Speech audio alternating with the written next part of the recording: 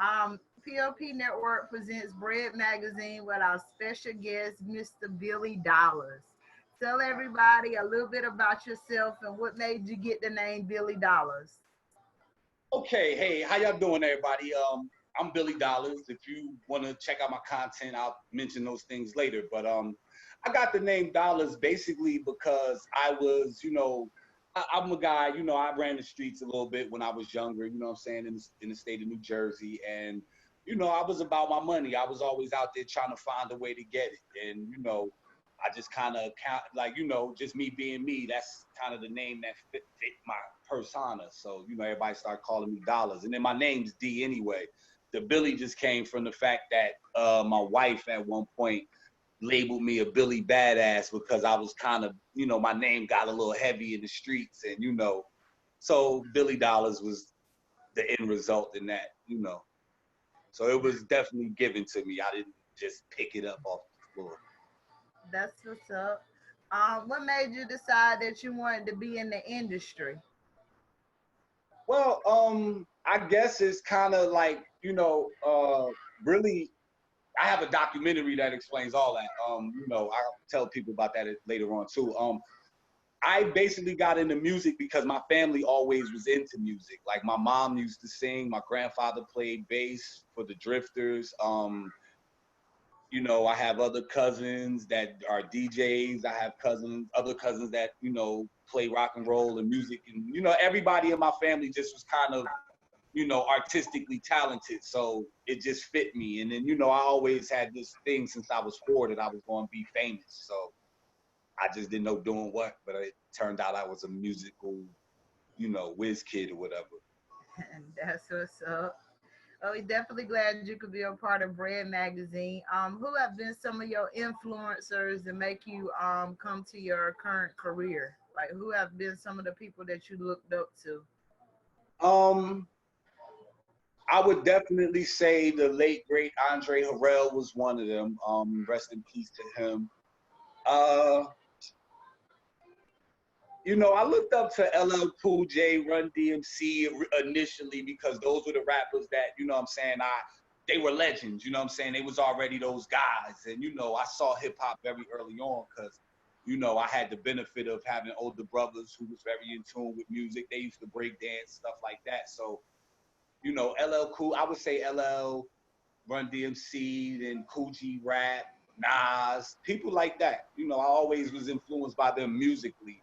Business-wise, like I said, Andre Harrell, Puffy, 50 Cent in the later days, as well as even some of the newer artists that have, really gained traction in the music business. Like I've always tried to figure out the formulas that they were using as far as their business tactics to mesh that with my artistry.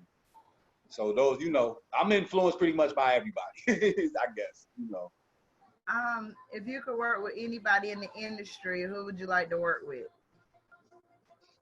Um, right now, currently, I'm really digging Tory Lanez. I think he a dope artist and a dope person. Like he has a personality much like myself. Like, I want to work with him. I want to work with everybody I can though. Like that's my true goal. Like I would love to get on the record with everybody except Takashi 6ix9ine. I don't want to do a record with him because nothing personal. It's just well, actually no, it's everything personal and nothing business. Not because I know him or dislike him for any particular reason, but we just stand for two totally different things. So I definitely wouldn't venture into that lane because I don't want a certain label attached to my brand or my person.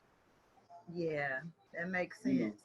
Well, I tell everybody, what people don't know is, back in the day when I first started, I've been in this industry for about 25 years. I have, Grammys and Oscars. And, back then, all you had to do was just basically like, have a little cassette tape or, have physical copies of a CD and get your cloud in your neighborhood and online.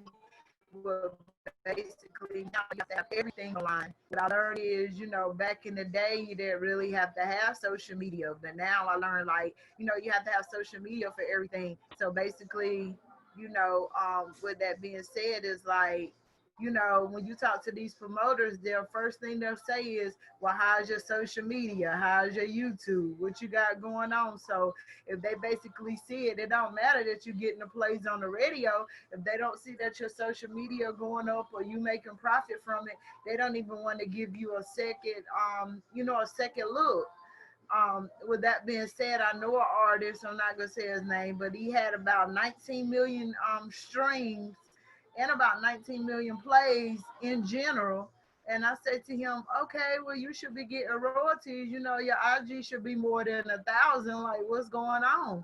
So next thing you know, I find out like, you know, he wasn't registered on BMI. He wasn't registered on SoundScan. He wasn't registered on anything. He just gave the DJ some money. The DJ played the song. Everybody broke it and it came out. And what I say that to artists is to say that they need to know the business and have someone on their team that can help them learn it or get everything registered, because of the fact that, you know, he lost about $90,000 and the record label and the radio stations got that money all just because, you know, he didn't know how to register himself properly and didn't know to go and register when some people don't do their due diligence, so they don't know about an EPK or a bio or, you know, Right. registering anything. Like I talked to so many people like, okay, well, let me check out your EPK, and they like, okay, what's that? So, you know, at the end of the day, you know, they don't know, you know what I'm saying? Right. So I just Well, basically, not to cut you off, but I could honestly like relate to that artist in a great way. Like, you know what I'm saying? Because I'm one of those artists too. Like, I managed to organically grow myself 10 million streams, but my followers didn't reflect that number, you know what I'm saying? Because the methods that I use to get my plays, you know, sometimes like when you're not, you know, when as me just learning what I was learning before I even went to school for social media marketing or learned anything, because I have a bachelor's degree in marketing now. But before I went to get all of that, I was just trying things and doing things. And I managed to, you know, that in conjunction with having some great songs, just managed to get by and get a whole lot of streams. Like initially it started out as a couple, 2-3 million. And then when I started to understand what I was doing, that's when I realized, like, okay, your social media might not reflect it, but my wallet did. So it didn't make a difference, you feel me? Because the streams pay out. You know what I'm saying? Like, what people don't realize is if you do this thing right, you can make a great deal of money independently, you know what I'm saying? Like, and not really have to worry about record labels and what they're saying and telling you no, because like a dude just tried to make me feel real little, like just this morning, trying to offer me a 360 deal with no money with a $30,000 budget, but then you want 50% of everything. And I'm looking at him like, how does this make me a partner when I already paid to produce and get all my beats and all? I paid for my album. My shit is done. You want to come in and reap the harvest, the benefits, and harvest what the shit that I worked for without giving me nothing up front. But this is all him thinking that I'm some slow kid and don't know the business and I'm just going to jump in the pool with somebody because their offer looks like, oh, they're going to do something big. I've had 1,000 people tell me shit, but it wasn't until I learned for myself that you can be, you know, people will take that lack of number for the fact and say that you didn't put in the grind properly. And I hate that. Like that is a stigma that needs to go away in this business, because if you know anything about Spotify promotion campaigns and YouTube promotion campaigns, that's not always going to lead people to your IG, because I know 1,000 people that watch videos on YouTube without an account. So it's crazy, but that's just me, you know. I don't mean to rant. yep, that's what's up. Well, we definitely glad to have you here, a part of Bread Magazine Online. Anything I could do, you know, you could look me up on social media, on YouTube, Lynette Savannah or POP Network. You know, I'm definitely do social media and blog placement and billboard placement and stuff like that as well. So, you know, I'll be, you know, reaching out to you to see some more opportunities your way, as far as, you know, we have mainstream play and like TV interviews and stuff like that. So whenever this interview definitely come out, I'll make sure that you get the link so you can check it out. And at this time, just make sure you give your shout outs to everybody and tell everybody where they can find you at on social media. No problem. First, I'd like to give a big shout out to Nebraska and Dirty South Records, Jason Gillespie at American Recording Studios in Memphis. Everything we doing is just phenomenal. Everything sounds great. Y'all can look out for that new video. It's already out on YouTube called Outbreak. It's Nebraska featuring Billy Dollaz. I got the album coming soon, the reboot. You know, and you can find me on social media, Billy Dollaz everything. Billy_Dollaz on Instagram, Dollaz Billy on Twitter. Facebook is Billy Dollaz on Fire. If you really want to get to know me, my name is Dwayne Giles on Facebook. That's my personal page because I'm not afraid of the public. And